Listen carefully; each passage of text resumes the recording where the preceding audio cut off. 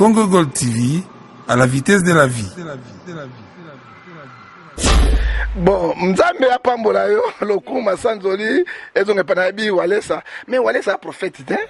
Il faut, quand on parle de loup, on voit saké. Il faut appeler les chats par son nom. Nyamana nya, maman, eloko ezobo makishasa yangoyo. Les lobes pasteurs sont des commerçants. Église, les lobes prophètes, ce sont des mangondona. Et puis ceux qui ont tamboli les lobes aux ali kinoises. Yo botamina kin, yo ndoza kinoise. Nga botamina kisasati. Nga naza mwana mbandaka, na botamina mbandaka kuna. Na mboka oyo basai na Nzambe bakoma ba commissionnaire butu moi pas ba président et butu moi pas ba premier ministre et pas ba gouverneur pour ba benda ka ba shida na bango ya wetala bango pe kutana na bango. OK, Joseph Kabila basala ki na Joseph Kabila bakende bakose ba prophétie yonde président Kimbango lobby le président Asuka Eugène oko umela tese ko santa Kabila lela zawa. Kabila zawap bazo bimisa Kabila bambongo ba 2 millions ba 3 ba 4 mais tu sais que na mbongo te autre ko masiko osuka na mbongo okokbolo lolo ya sote la kibiso nyonso ndanga Bible Jérémie 33 verset 30 évoquez-moi je te répondrai je te montrerai les choses cachées toblele par Nzambe aya no libiso apesi président mosusu et loko Tshisekedi du président et puis à une église de réveil et loko tambola conformément à Yoka Nzambe, mais à Yoka Kabila te, à Yoka FCCT, à Sali Alliance na ba démon. Tango yo Sali Alliance, moi si Ndumba, tango yo tango ngobali Ndumba, okomi pe Ndumba. To benga bango na mbandaka ba indolé, ba indolé molasso, o ba benga ya leta ba kata njoloko. Eza milasso na milako ba kata njoloko. Ozo, wa si mengoni, Kabila n'est pas parti, il est en fonction. Azali et il dirige le pays. Motako Nzambe, Motako Sabinote. Kabila Azate, Azo dirige le pays. Jusqu'à la gouvernement de Matepana. Tangalanga na tikanga lobana congolais. Tikanga congolais mwana mboka. Olukaki makambo kozwa. Ceux qui ont dirigé Mboko Ote, au bateau le bataille, batika qui fanatisme, surtout bande qu'on a vu sur l'école, on entend à comboter, botika qui fanatisme pamba, Mboka ils ont tamboulaté, Mboka y a un blocage. Parce que, n'a pas ce exemple, na Sénégal, bah ça élection. Bah reconnu président Kala. Gouvernement Salemi, bien côté Salemi, bis élection Macan, 100 jours, sans gouvernement, sans quoi nous sommes. Et là on les a bloqués. Ce qui c'est que des gens qui ont pouvoir penda, oh il y a Simbia on a mabog. Mais dans un mois 45 jours, la bimi c'est gouvernement. Et là ça les matin pour la nuit. Bazo Lukabati a, ce Kabila premier ministre était, Maman Olive premier ministre était, Barochaka Moto FCC premier ministre.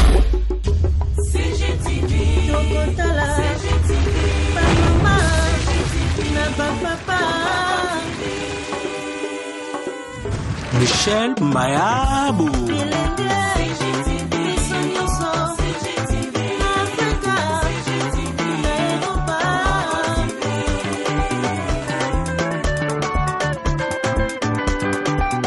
Ba émission ya kitoko culturel, politique, religieuse.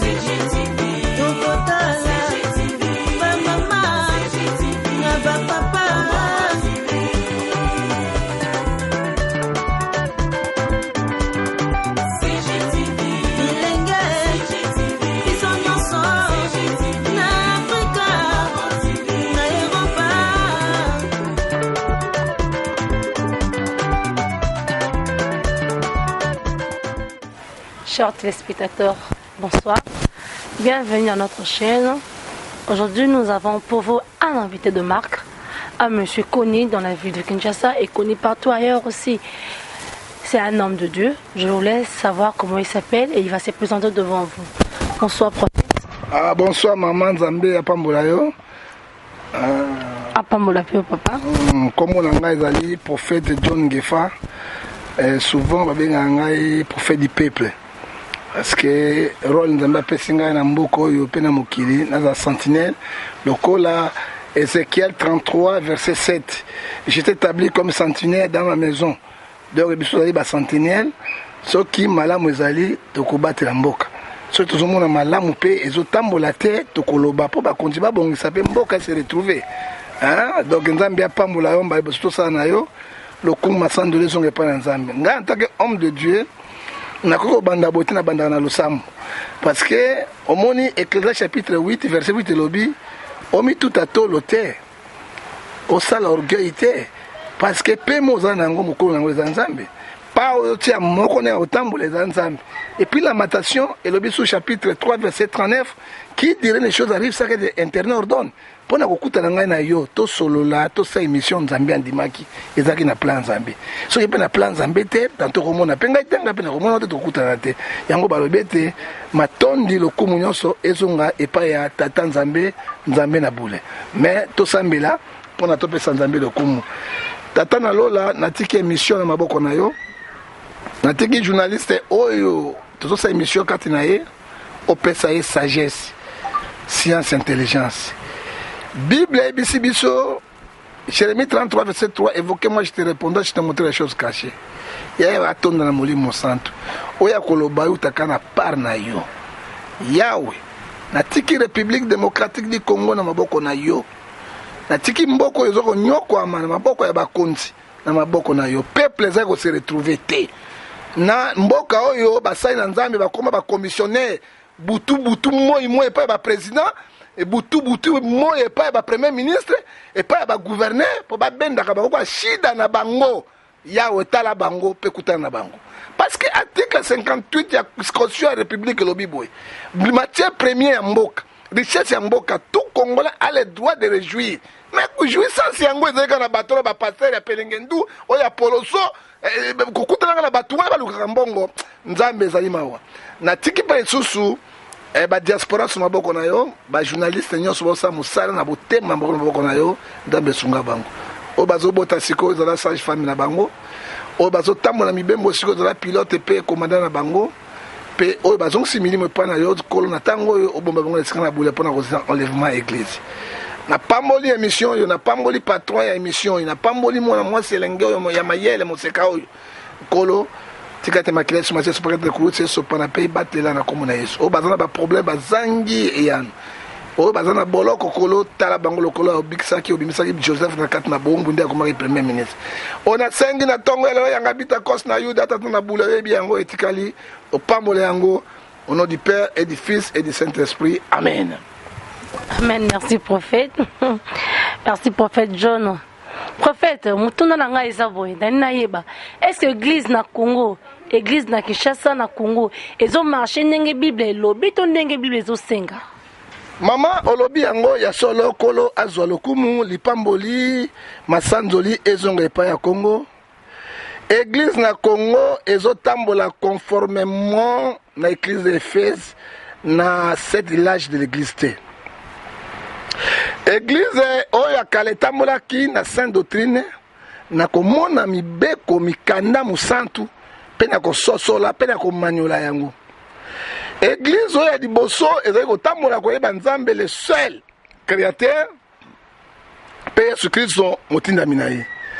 Église oyo kala ezali kotambola ete bazali na posa ya kanyaka te bazali na posa ya makiona te bazali na posa ya bapelengeni na mayele mabe te. Église oyo ya lelo bapasteurs sont des commerçants. Église oyo ya lelo baprophètes ce sont bamangu ndona et puis soki otamboli lelo ozali kinoise yo obotami na kini yo nde ozali kinoise nga botami na Kisasa te ngai nazala mwana mbandaka na botami na mbandaka kuna bino nde bakinoise na bakinois boyebi mboka na bino ntango ya kala tozalaka awa soki okei na ville okuta bato bazolakisa maboko lakisa maboko bazoloba yo boye chance lelo baza lisusu te bazonga na business na il faut to décourager ba hérésie il faut ko décourager ba faux prophètes il faut église ya lelo ezonga na nzelo ko église nyonso bazonga na kati ya ba église bazonga lokola ba prophète ba pasteur pona kokosa bana nzambe. C'est pour cela même la Bible zo ebisa biso na Matthieu 24 verset 24 25 alobi na tango tozali na temps de la fin ba faux prophètes ba faux pasteurs ils feront les prodiges et des miracles s'il est possible mais c'est lui-même le Jésus de Dieu. Mais 25 alobi je vous annonce davantage et Bible ebisi ngai na yo maman na kati na mokanda na Éphésiens chapitre 5 alobi na biso na verset 14 toi qui dors, réveille-toi, l'internet éclairera. Hein? Église lelo ko la serre nango da mo choko boye soki oyende na kati na église na ngai so na moni boye ah moi c'est kitoko boye na ozonde parce que pasteur comme la puberté à mikolo. Il faut dire la vérité. Moi je suis quelqu'un oyo koloba bosembo. Okomwa nengo yawa ako toucher na bisika moko dali interdit la kati na Bible. Okomwa na ko toucher yawa ako toucher awa ako toucher na sali bumuna. Est-ce que c'est inami boy? Alors ba côté na ba fétiche, ba côté na magie, ba côté na ba formation, même ba sorcellerie. Alors église lelo ezali ya bokufa. Prophète, merci. Na CP na réponse na parce que réponse question ezolana ezane somo. Ba bengi yo prophète. Bino ba prophète beaucoup makasi na escroquerie, beaucoup makasi na cop. Neti muninga oyebi prophète wale ça j'espère. Bon, Nzambe apambola yo lokuma sanzoli ezonge panabi walesa mais walesa prophète hein? Il faut quand on parle de loup on voit saké. Il faut appeler les chats par son nom. Nyamana nya ebone loko zo maman eloko ezobo makishasa yango yo. Hein? Ezo mbasa na Nzambe. Je te donne les versets bibliques. Jean chapitre 12 verset 43. Ils aiment la gloire du monde que la gloire de Dieu. Ozomona tomona kitango yeso reko big sabato ou bien apôtre reko big sabato alobi kende ne dit à personne aujourd'hui té monta que moi passe na libum passe bela na passe na libum bon libum et comme si lelo yo ba publicité pourquoi église ya lelo et comme ba boutique ya bato ya mo bisina ngale lelo mama tikana lobana sa prophète na sa question na ngai bongo lobana yo c'est ça question prophète merci loko lobi wala ça prophète maza pasteur aza corps du Christ je crois que yo po yebi kaza musala nzambe mais lelo lobi na biso bien kaza prophète mais il y a comme une prophétie parce que a pesa qui prophétie contre président de la République que ce qui président de la République avec comme on a été 2 ans kokufa mais na lundi na Facebook na YouTube partout akuta avec na président de la République na monika ba photo na moni loko lobaki te que Nzamba lobi na président bon toyoki yango te réponse Nzamba ezani toyoki yango te toyebi te et comme cop na bino basala Nzamba pa bo attirer ba président vers bino la prière non aura ki libanga mo ya bongo basala Nzamba bazo continuer ba escroquerie ba puberté na bango makambo bango nyonso alila ko réponse na yo bazola na tika ngai na pasola nguma libumu pota na pasola omoni mission Nzamba pesi biso ezaboy quand Jésus-Christ venait avec au CP de Sabatouté, alors Bible on envoie et qu'on pèse na Batouté, Jean-Baptiste a dit race de vipères que vous êtes, qui vous a dit de fuir les colères de l'internet. Un prophète qui a un langage là, on nous a besoin de ça y est, pour qu'on pèse avertissement. Roi la prophétie, exhorter, édifier et consoler. Roi de la prophétie, un prophète celui qui prend la pensée de Dieu, il transmet au peuple de Dieu, un annonciateur. Mais oya lelo na ebisi yo na lobinde kolanga walesa oya lukaki nga kutana na président c'est qu'il cherchait c'est qu'il cherchait to ebi bango ya mibale na tango ya kala na tango ya lelo omoni président de la République omoni procureur général omoni ba généraux omoni ba ministre ndenge Romain et lobi ce sont les ministres de Dieu parce que bazana service ya Nzambi. Ozomona et Bible ebisi biso li susu na kati na Romain li susu 13 4 habite toute autorité vient de Dieu. Natango ya kala nyoso na bana walesa yango na président ko luka walesa te. Il fallait ne pour aller ça longwa na mona président. Tout wana basaki na Joseph Kabila. OK? Joseph Kabila basaki na Joseph Kabila. Bakende bakose ba prophétie yonde président Kimbango alobi le président Suka Eugène oko mela tese ko santa Kabila lela zawap Kabila zawap bazo bimisa Kabila ba mbongo ba 2 millions ba 3 ba 4 mais c'est que na mbongo te auto ko masiko osuka na mbongo oko polo lolo OK na mbongo te na mbongo auto ko kota kaka siko il n'a pas l'argent Kabila a fait 19 ans de pouvoir il avait tout parce que kokuta na Kabila on a 1 million, on a 800 000, il croyait cela. Tant que prophétie que Joseph Nani Tshisekedi Akokufa, il y a une procédure à suivre. Bible Lobinanga. Attends na moni yote. Attends que président Mboka na to bon rapport na ba konzi Mboka na biso. Na moni kap na mokanda. Na Joël chapitre 2 verset 17. Soki Nzambe ali ko sali kambo ya mabe toko bo Mboka to moto. Soki yo mosali na ngai bo sambeli ya solo akolongola mabe wala koma malamu. Pourquoi il n'a pas fait ça? Pourquoi on a président pour ça là nini? Pour ça, la nini, le président de la République démocratique du Congo, le président Batonyoso, abani ko menacer président. Ce que mon ingata ba réseaux sociaux, qui est Walesa? Qui est Walesa? Hein? Moi je te dis, hein, azani na mbongo. Mais la bonne zambé ba na ngote. C'est que je te dis la vérité, il a l'argent parce que ma copine na bango ba sala kamba ma kiona, ko bendaka ba konzi mbongo tout. Lui azana ninte akoki kosala eloko wana te intimidation na mboka ezali organisé ntango yo osali président ya république biloko ya ndenge wana babenga yango outrage contre les chefs. Il faut service ya sécurité ekamata yo tu na yo pour kozomenase mokonzi ya mboka parce que c'est lui le premier citoyen le premier garant ya mondimi ya liboso na président mondimi ya liboso ezali président. Alors atango président akotaki liboso akutanaki naye na hôtel nini Béatrice akutanaki na Welesa akutani na héritier akutani na Mike Kalembai akutani na bango po tsika motaki aza mona poto akutani na bango tango la président ki na mbongo te aduna fonction te pourquoi kana ko bisa vision anaze siko kata président du kiti avandi ale bandi ko provoquer po président bengai je crois tango président bengai soka pese mbongo pese bango mutu makasi tika Walesa mbongo mboto pese sukabo akpolo lolo na ba plan na bango. Alors c'est ça le logo zo banini Ephésiens 4 verset 11 Ephésiens 5 verset 11 nous devons condamner tous les œuvres d'intimidation et l'escroquerie dans la vie de l'internet. Amen. Merci prophète. Balinga ki baeba, ayoka ki baide ke tozana prophète John. Prophète du peuple na kufa. Na kufa kala na Yesu na kufa pe na Yesu kala. Tozana ba prophète hein. Na ko changer te. Alors oui, akufa kala zika pour le peuple, veut dire qu'on va changer te. On continue avec la mission prophète. Mais singa que prophète aussi tu développes aussi la politique. En fait prophète, politique ya mboka na parce qu'on a vu koza Congolais pour bisinga uta Équateur. Na mbandaka kuna. Mbandaka na mbandana na besoin ya kisasa. Na besoin ya kisasa te na mbandaka. Loko za mona mbandaka. Mbela boss na poto te. Loko za mona mbandaka, c'est koza Congolais. Naza Congolais. Koza Congolais vraiment. Comment na ngai te.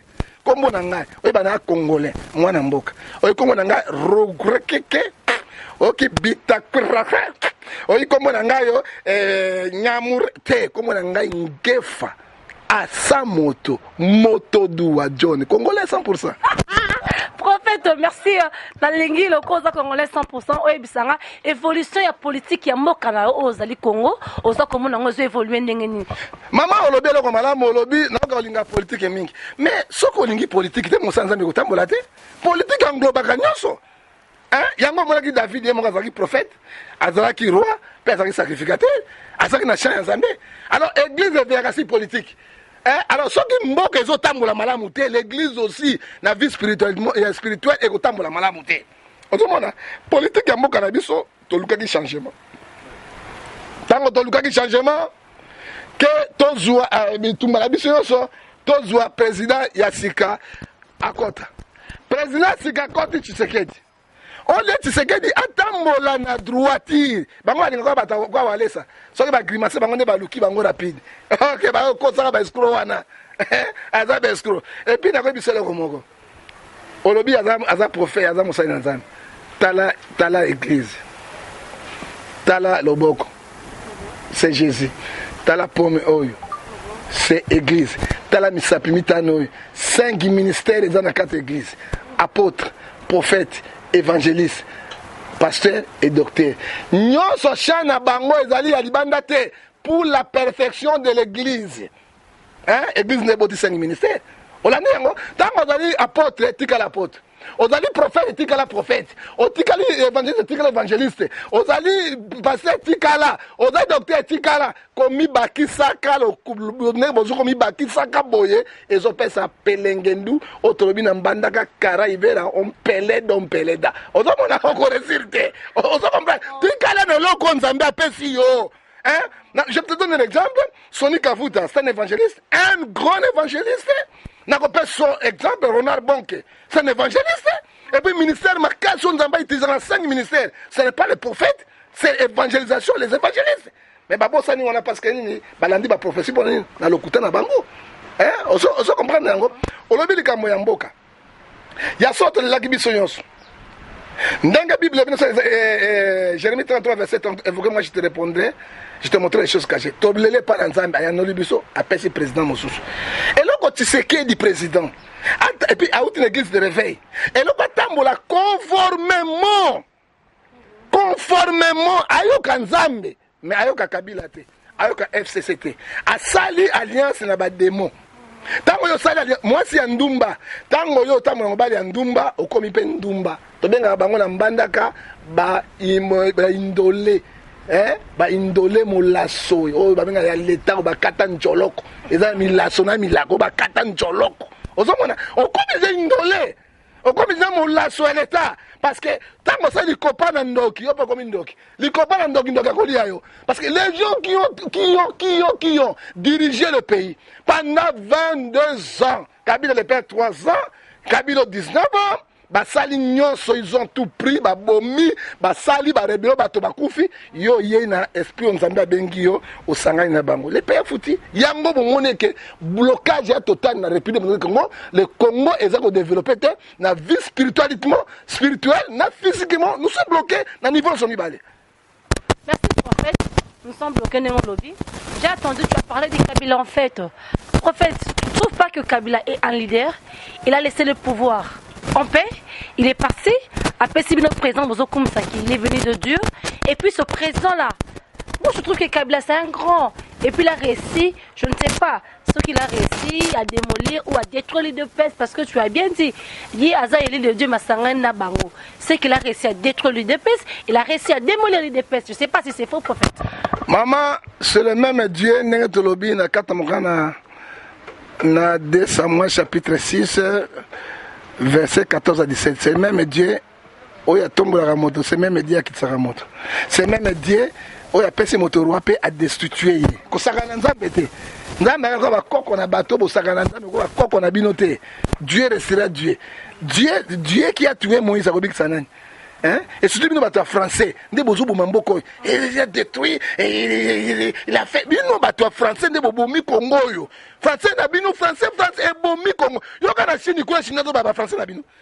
Est-ce que comme l'Allemagne, l'Allemagne, un hôpital allemand ou bien français est-ce que quelqu'un britannique na Grande-Bretagne, on peut English, speak English, you are welcome. On peut marquer mais bino na monoko biso lingala bo bandika ba français na bino yo il est modèle ya nani? Modèle ya nani? C'est la langue économique de Kinshasa.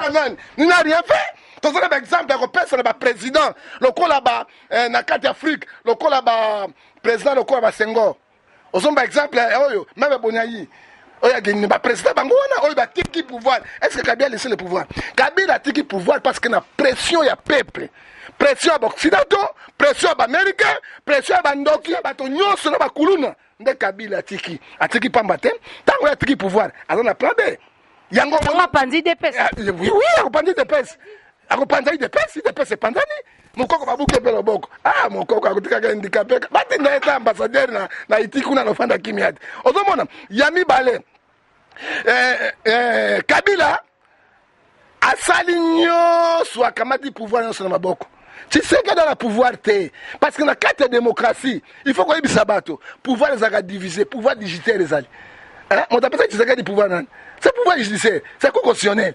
Même un coup constitutionnel qu'on destitue. Quand un coup constitutionnel au monarchie et qu'on destitue le président de la République.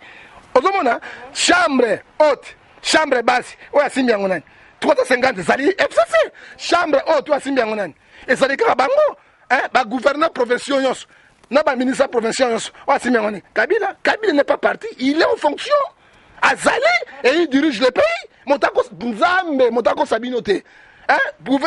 Kabila Azate, Azo dirige le pays jusqu'à la gouvernement de Matepona. Tangana, Tikanga Lobana Congolais, Tikanga Congolais Monamboka. Olukaki Makambo Gozwa, ceux qui ont dirigé Mboko, au bateau, le bataille, Batika qui fanatisme, surtout dans des conabits, école, on a comboté, Botika qui fanatisme Pamba, Mboka, ils ont tambolaté, Mboka, il y a un blocage. Parce que, dans ce exemple, dans le Sénégal, il y a une élection. Bah, le président Kala. Gouvernement Salemi, bien côté Salemi, bis élection Macan, 100 jours, sans gouvernement, sans quoi nous sommes. Et là, on les a bloqués. Ce qui est que des gens qui ont pouvoir pendant, il y a Simbia, on a Mabog. Mais dans un mois, 45 jours, il y a ce gouvernement. Et là, ça les matin pour la nuit. Bazo Lukabati, ce Kabila, premier ministre était, Maman Olive, premier ministre était, Barotiaka Mota, FCC, premier ministre. Bon, attendez là, na parlement Mabunda azaki ministre ya portefeuille moto ya perdre ya Kabila de sang yewan toke na Sénat moto ya Kabila 100% président Sénat tokei na primature na parti de la majorité na ba député premier ministre de Marona premier ministre ya Kabila tokei na ba gouverneur provinciaux nyonso ya Kabila tokei na ba ministre ya provinciaux ba député bango ya Kabila et sanga place à Tshisekedi des arts. Il y a une place à Tshisekedi. Autorité budgétaire et ça représente le président peut proposer. Président propose que la chambre haute, la chambre basse, basali, batangi yango, ba lecture yango, nde balobi oui ou non, nde koleka. So babi non et kolekate. Oui et kolekate. Au moins les États-Unis américains. Trump a la majorité dans le Sénat. Trump a le autant mis. Ba sénateur babi pas question. Et qui juge moko américain, Trump a benga mondumbo. Hein? A otia mondumbo, mondumbo. C'était basali boye na mosongo ba tchekoto na sebimi na munoko ba mondumbo azo tia Trump mondumbo Trump azo ko sa miri wala azo mona parce que ba ko sa binote mama on na démocratie autori bakaboli ni na pouvoir et puis les journalistes na bino 4 pouvoir hein 4 pouvoir ozo mona on empêcher que journaliste ko sa ba makat na ngote mais yebisa na place à Tshisekedi des wapi hein et là on doit sa Tshisekedi akanga motema peuple akanga motema après une année pouvoir de PCA de sous na carte constitution a dissoudre des chambres parlement pas la majorité na ye ata musa 4 etikali soki asali ngote Kabila na mokato na ye tokokbolo lolo.